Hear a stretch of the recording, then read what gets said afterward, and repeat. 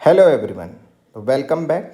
हम जो सीरीज पढ़ रहे हैं वो है गॉस के अनुप्रयोग, जिसमें ये तीसरा अनुप्रयोग हम पढ़ने जा रहे हैं। इसमें हमें क्या देखना है, कूलाम के व्युत्क्रम वर्ग का नियम।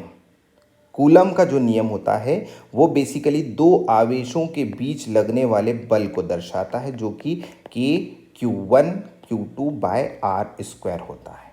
तो हम यहाँ पर गॉस का उपयोग करके कूलम का नियम लाना चाहते हैं। गॉस क्या है, अभी हम जो उसी का टॉपिक कंप्लीट कर रहे हैं। तो हम गॉस का उपयोग करके कूलम का नियम, यानी जो अभी मैंने समीकरण लिखी थी, ये समीकरण आपको लाना है गॉस लॉ का उपयोग करके।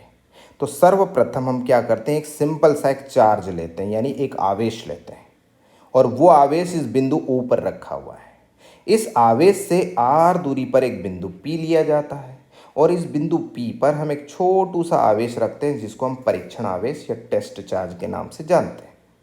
तो सबसे पहले हम क्या करते हैं, अकॉर्डिंग टू गॉस लॉ इस आवेश को एक बंद पृष्ठ देना पड़ेगा, और वो बंद पृष्ठ गॉसियन पृष्ठ कहलाता है। तो हमने इस आवेश से r दूरी पर जो बिंदु P लिया है, तो हम r त्रिज्या का इस बिंदु P से एक गोला बना देंगे। ये जो गोला होगा इसी को हम गॉसियन पृष्ठ के नाम से जानते हैं। इस बिंदु P पर विद्युत क्षेत्र की जो दिशा होगी वो त्रिज्या के अनुदिश बाहर की तरफ होगी। यहाँ पर हम एक छोटा सा अल्पांश लेंगे जिसका नाम हो जाएगा ds। इस ds का जो क्षेत्रफल सदिश होगा वो भी विद्युत क्षेत्र की दिशा के अनुदिश होगा। इस हिसाब से दोनों के बीच में बनने वाला कोण 0 डिग्री हो जाएगा। तो हम इस पृष्ठ से टोटल फ्लक्स निकालना चाहते हैं। तो हम फाई बराबर यानी टोटल फ्लक्स निकाल रहे हैं, समाकलन होता है ई डी एस और कॉस थीटा।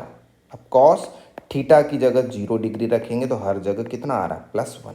तो सिंपली हमने यहाँ पर लिख दिया ई और डी एस, यानी ये वाला पूरा पृष्ठ, जो कि हो जाएगा 4πr², अगर त्रिज्या r है तो हम यहाँ पर phi is equal to E into 4πr² लिख देंगे। यहाँ पर फाई क्या है, फ्लक्स है, और ई क्या है, विद्युत क्षेत्र है। तो अब गॉस के नियम अनुसार, क्योंकि यहाँ पर गॉस नियम लगाना पड़ेगा, तो फाई बराबर Q/ε0 होता है।